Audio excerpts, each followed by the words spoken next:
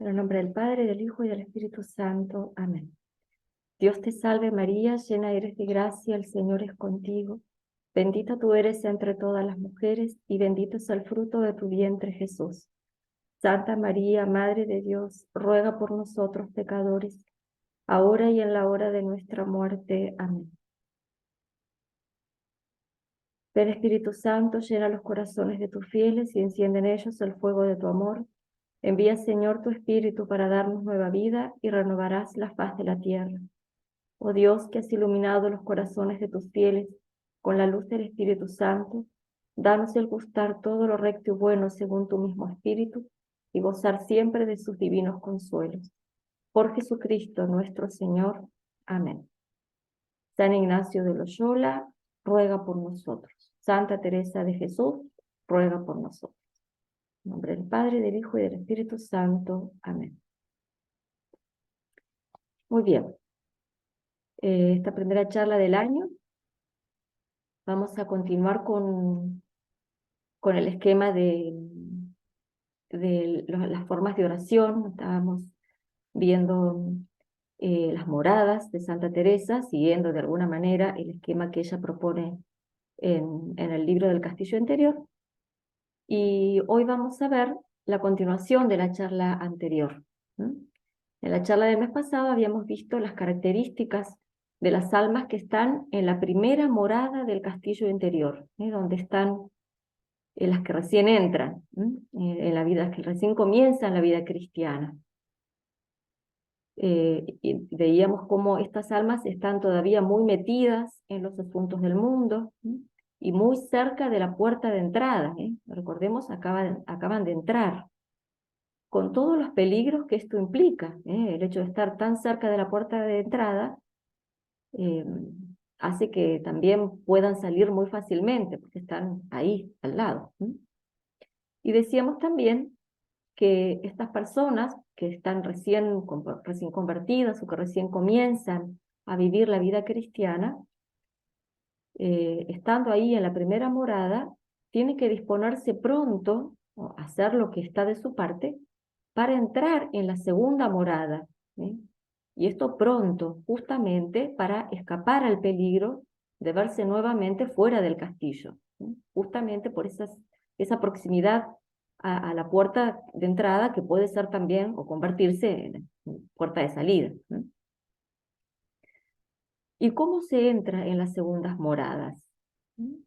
Santa Teresa dice que la puerta de las segundas moradas es la oración. La oración. Esa es la puerta para pasar de la primera a la segunda morada.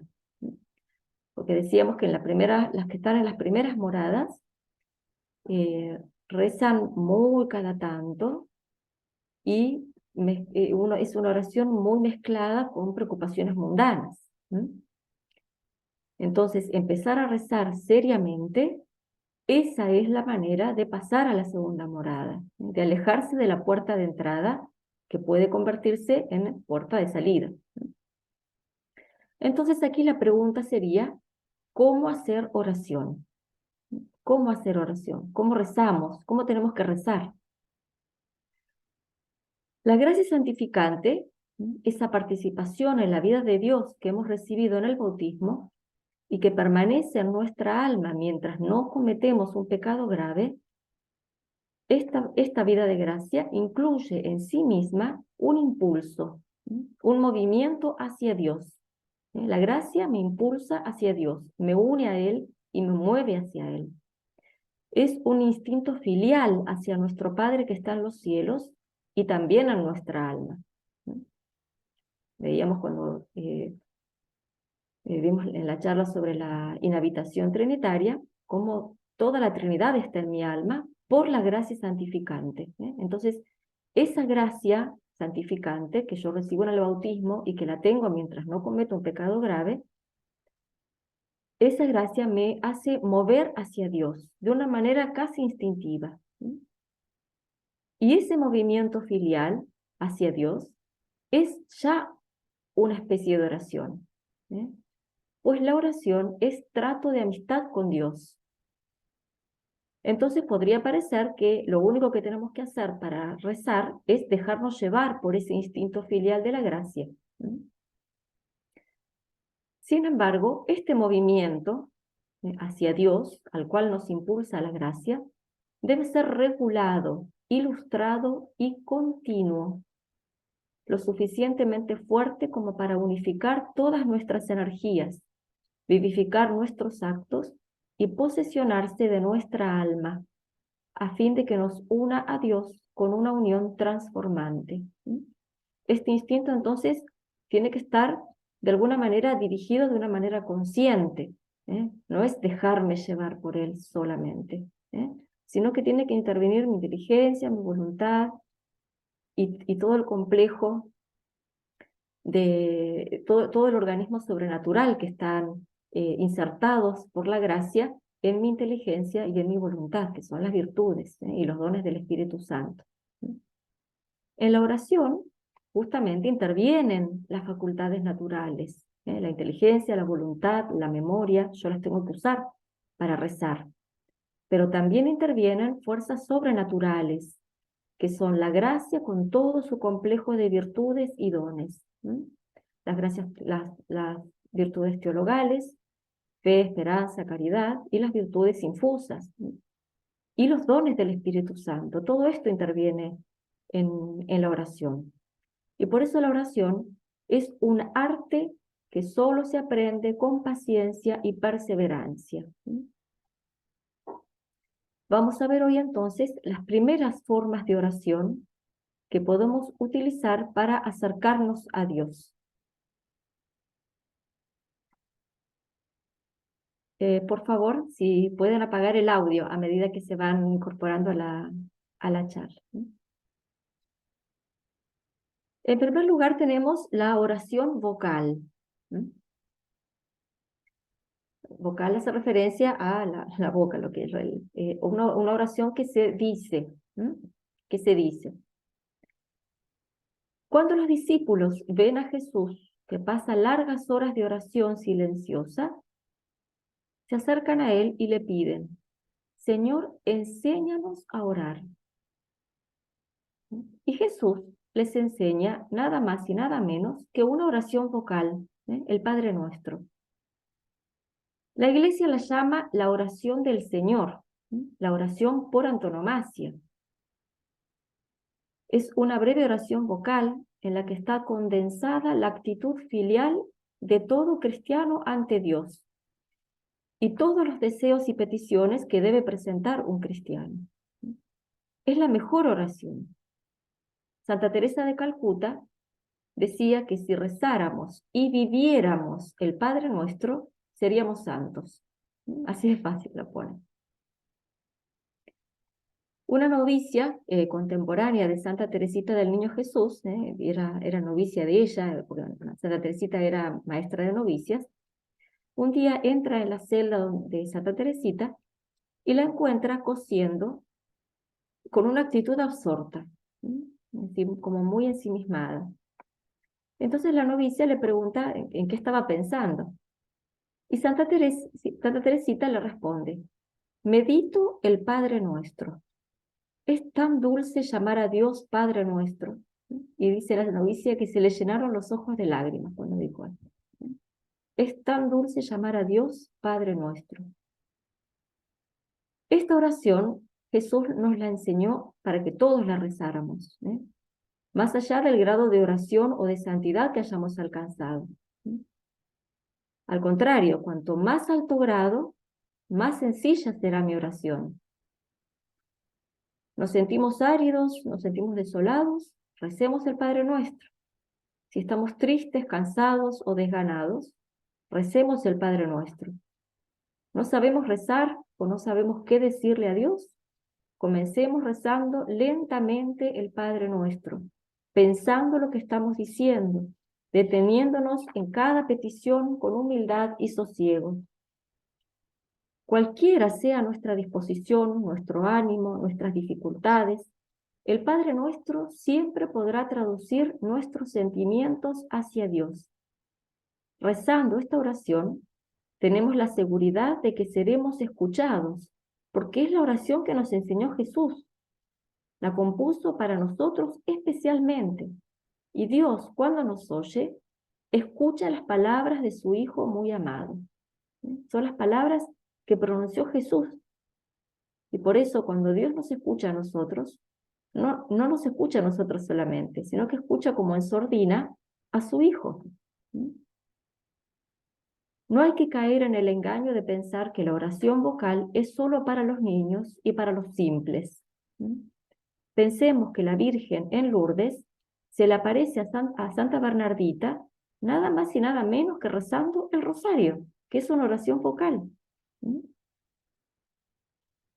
Por muy difícil que nos resulte a veces concentrarnos en las palabras de las oraciones que recitamos, no debemos ser negligentes, debemos perseverar pacientemente en este esfuerzo, de rezar decir las palabras de las oraciones que recitamos, pensando en lo que estamos diciendo, no repitiendo como un loro, o así como de memoria.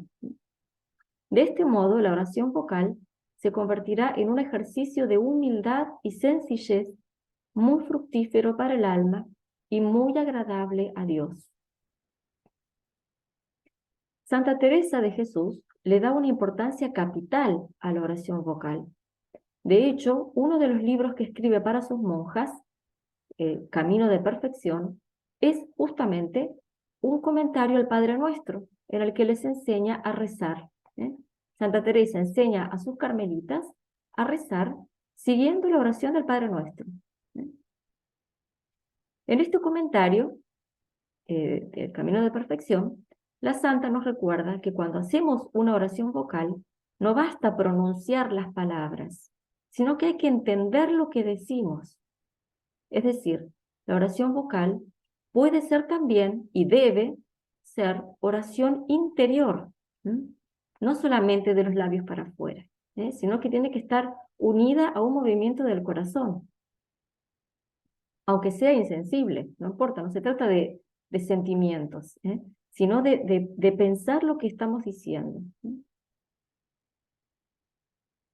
Entender lo que decimos, entender lo que decimos. A esto Santa Teresa le llama rezar con advertencia, es decir, rezar pensando y entendiendo lo que estoy diciendo. De este modo, la oración vocal se convierte en una verdadera oración, oración de los labios y del corazón. Es una buena iniciación para los principiantes que no están acostumbrados a las actividades intelectuales y necesitan entonces alguna fórmula para mantener quieto y concentrado el pensamiento, para despertar la voluntad a amar al Señor. Esto no significa que todos debamos reducir nuestra oración a la oración vocal, obviamente. Para algunos, hacer solo oración vocal podría favorecer la pereza, evitando el esfuerzo que implica hacer oración mental. Por ejemplo, hacer una meditación o una contemplación, hacer la lección. Obviamente que es importante la oración vocal, pero no necesariamente tiene que ser la única manera en que yo rece. Para otros, en cambio, que están muy acostumbrados a la actividad o tienen pensamientos tan ligeros que no pueden estar fijos en una sola cosa, la oración vocal es un camino hacia la contemplación, o tal vez el único. Y lo explica esto muy bien Santa Teresa, y dice así ella: sé de muchas personas que rezando vocalmente las levanta a Dios sin entender ellas cómo, a su vida contemplación, a una alta contemplación. Conozco una persona que nunca pudo tener sino oración vocal, que solamente tenía oración vocal. Y en ella lo tenía todo. En esta oración vocal lo tenía todo. Y si no rezaba así, se le iba el pensamiento tan perdido que no la podía sufrir. Vino a mí muy acongojada esta persona, diciendo que no sabía hacer oración mental, ni podía contemplar, sino rezar vocalmente. Solo podía rezar vocalmente. Le pregunté qué rezaba y vi que al rezar el Padre Nuestro tenía pura contemplación y el Señor la levantaba a juntarla consigo en unión. ¿Mm? Rezando bien la oración del Padre Nuestro, o sea, pensando lo que estaba diciendo, Dios le daba una altísima oración, una altísima oración. También tenemos ejemplos más cercanos. El Padre Pío, habiendo recibido gracias místicas tan elevadas como los estigmas y la participación en la pasión de Cristo durante la celebración de la Santa Misa, sin embargo, además de la oración mental, rezaba todos los días no un rosario, sino hasta 30. También podemos pensar en algunos enfermos que están ya postrados desde hace años, o algunas personas que hacen trabajos muy rudos y agotadores, y pasan las horas que le quedan libres recitando rosarios sin fin. Y en esta oración encuentran la paz, la fuerza y el alimento espiritual que desean.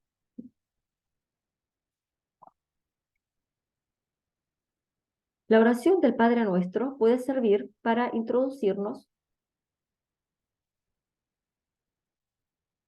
en la oración, para ayudarnos a silenciar nuestros pensamientos y preocupaciones, a elevar los ojos y el corazón a Dios, y también para volvernos a recoger durante la oración, cuando tenemos muchas distracciones.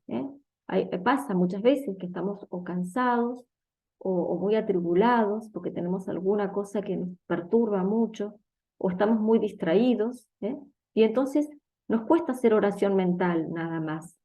Rezar en esos momentos un Padre Nuestro lentamente, nos ayuda a darle peso al alma, a darle peso al alma en el sentido de asentarla, aquietarla, ponerla fija en Dios, de una manera eh, como más natural, más tranquila. Santa Teresita escribe en su autobiografía, y dice así ella: estamos hablando de una doctora de la iglesia, una carmelita, una monja contemplativa. Dice así: algunas veces, cuando mi espíritu se encuentra en una sequedad tan grande que me es imposible sacar un pensamiento que me una con Dios, recito muy despacio un Padre Nuestro y una Ave María, y entonces estas oraciones me encantan. Alimentan mi alma mucho más que si las hubiera recitado precipitadamente un centenar de veces. Rezar lentamente, pensando lo que estoy diciendo, un Padre Nuestro o una Ave María. Esto mismo se puede hacer con la Ave María, con otra oración vocal, con los versículos de un salmo, coger un salmo e ir leyendo muy lentamente cada versículo, pensando lo que estoy diciendo. También debemos orar de esta manera cuando estamos en la Santa Misa.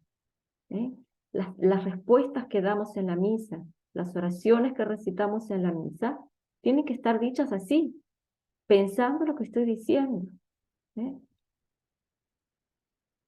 No dejarnos llevar por la inercia, diciendo una cosa con la boca y el pensamiento va por otro lado, que pasa muchas veces porque nos distraemos, pero no hacerlo de una manera voluntaria, esforzarnos, y cuando vemos que nos hemos distraído, volver el pensamiento a lo que estamos diciendo. Esas palabras que yo digo durante la misa significan cosas,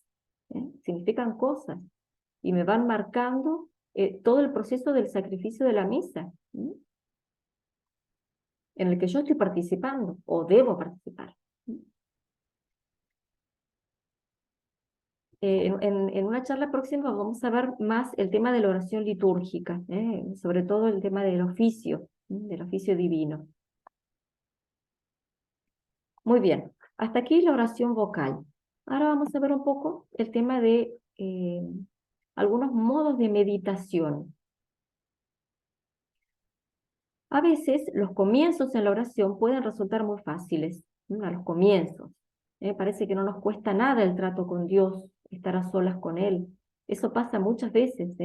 Los comienzos, uno se siente como muy atraído a la oración, parece que no hay que hacer nada para rezar, porque uno va y se queda como, eh, está enamorado del Señor, y estar ahí mirándolo y diciéndole cuánto lo amamos. No nos cuesta eso muchas veces. pero no siempre es así, y no siempre será así. ¿Mm? Para algunos, comenzar a rezar puede resultar muy árido. El pensamiento parece muy pesado, incapaz de elevarse a Dios, de mantenerse fijo en Él, incluso a pesar de la firme decisión de rezar. ¿Eh? Yo quiero rezar, pero no es como si estuviera apretando una piedra, no sale jugo, ¿no? También puede resultar difícil rezar porque no estamos bien formados en la doctrina cristiana. Incluso a veces puede ser que hay ideas erróneas acerca de la fe. ¿Sí? Y entonces yo, evidentemente, yo puedo hablar con el Señor, pero si yo no tengo claro quién es Dios, ¿sí? Entonces se hace difícil la oración, porque como que no tengo materia, no tengo el tema definido. ¿Sí? Y entonces es duro estar media hora o una hora delante del sagrario. ¿Sí? La impotencia nos lleva a la divagación, porque me pierdo, no sé qué es lo que puedo hablar con el Señor, no sé qué pensar acerca de Él, porque no tengo buena formación o no tengo mucha formación. Y entonces el hecho de estar ahí adelante, medio en el aire, me lleva a divagar y de la divagación voy al desánimo, porque digo, bueno, estoy ahí, pero no sé cómo hacerlo, y entonces, ¿para qué voy a ir? ¿Mm? Santa Teresa nos va a sugerir un medio que ella misma usó cuando empezó a rezar, y es la lectura meditada. ¿Mm? Cuando nuestro propio pensamiento no es capaz de entablar un diálogo con Dios, ni de hacer algún tipo de razonamiento acerca de una verdad de fe, conviene mucho leer pausadamente algún libro que me ayude a despertar y mantener mi alma en presencia de Dios. Ojo, no se trata de hacer lectura simplemente. Lectura meditada, es decir, yo leo un poquito e interrumpo para reflexionar ante Dios sobre lo que estoy leyendo, ¿sí? Para expresarle mi amor, mi confianza, para conversar con Él acerca de esto, de lo que estoy leyendo. ¿Sí? A veces basta leer un párrafo o menos, unas pocas líneas, y eso ya es suficiente para comenzar la conversación con Dios. Otras veces hará falta abrir varias veces el libro durante el tiempo de oración, pero hay que recurrir al libro tanto cuanto, ¿sí? En la medida en que me hace falta para hablar con Dios. Porque si leer me distrae de Dios, si leer me distrae de Dios, entonces no estamos usando la lectura como un medio para la oración. Me está obstaculizando la oración, ¿sí? Porque me distrae de Dios. La finalidad de la lectura es facilitar la oración, darme un tema de conversación con Dios. ¿Sí? Yo cuando voy a hablar con un amigo, voy pensando en el camino, ¿qué voy a conversar con él? ¿Qué le voy a contar? ¿Sí? Eso es lo que yo tengo que hacer. Para eso tengo que usar la lectura. ¿Sí? Para buscar un tema de conversación con Dios. ¿Sí? Y la lectura me asegura un apoyo para unirme a Él. En otras palabras, la lectura está al servicio de este trato de amistad con Dios y nunca debe distraerme. ¿Sí? Obviamente no me puedo pasar toda la hora de oración o el rato que yo haya dedicado a la oración leyendo constantemente. Eso no es oración, será lectura, pero no es oración. Entonces, eh, lectura meditada, leer un momento, un párrafo o lo que me haga falta hasta que yo encuentre algo que a mí me da tema para conversar con él. Este tipo de oración es muy útil para el que comienza a rezar, pero también nos sirve cuando estamos cansados, cuando las preocupaciones tironean de nuestro pensamiento e imaginación y no podemos recogernos, no podemos aquietar el alma para pensar en Dios. Entonces, la lectura en ese momento me sirve para bajar los decibeles. Santa Teresa en sus escritos nos cuenta lo siguiente: yo estuve más de 14 años que nunca podía tener ni siquiera meditación, sino con lectura. En todos estos años, si no era después de comulgar, jamás me atrevía a comenzar a rezar sin un libro. Tanto temía mi alma estar sin el libro en la oración como si fuera a pelear con mucha gente. Esa mucha gente eran esas miles de distracciones y esos pensamientos distractivos que le venían cuando no tenía el libro. ¿eh? En cambio, abrir un libro para ella bastaba como para anclar el alma en Dios. Con este remedio, dice ella, que era como una compañía o escudo en que había de recibir los golpes de los muchos pensamientos, andaba consolada, porque la sequedad no era lo ordinario, sino solo cuando me faltaba el libro. Y entonces tenía el alma desbaratada, cuando no tenía el libro, ¿no? Y los pensamientos perdidos. Con el libro los comenzaba a recoger, los pensamientos, y como por halago llevaba el alma.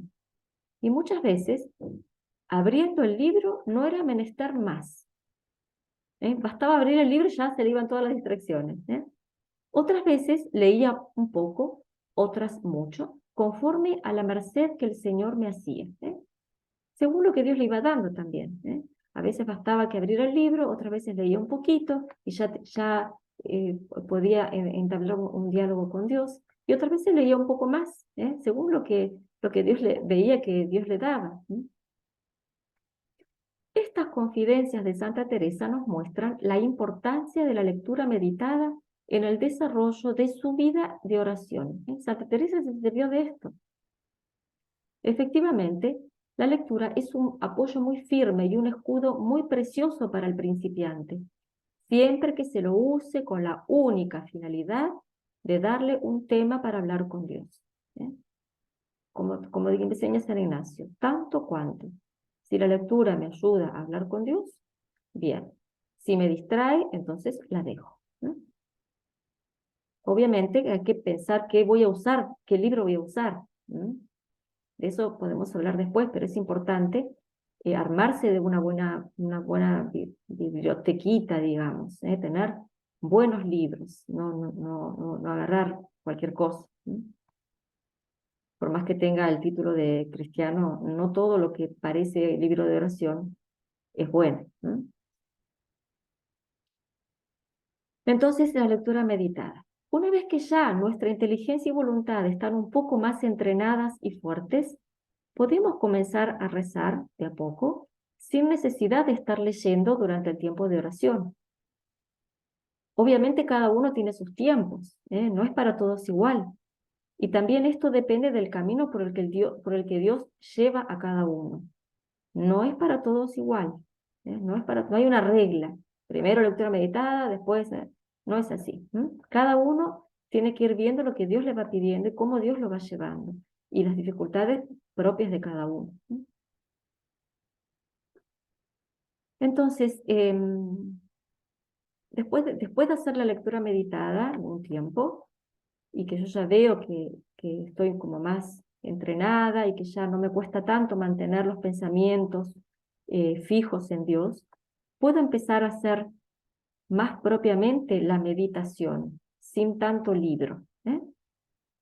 La meditación consiste en hacer reflexiones o consideraciones, razonamientos, sobre una materia elegida de antemano para crear en uno mismo una convicción fecunda o una resolución. Todos ustedes han hecho al menos alguna vez ejercicios ignacianos. El método de meditación propuesto por San Ignacio es tal vez uno de los más conocidos.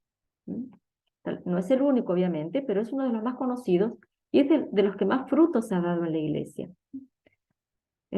Recordamos brevemente un poquito el método que propone San Ignacio. Se comienza primero con un acto de presencia de Dios, como para situarnos.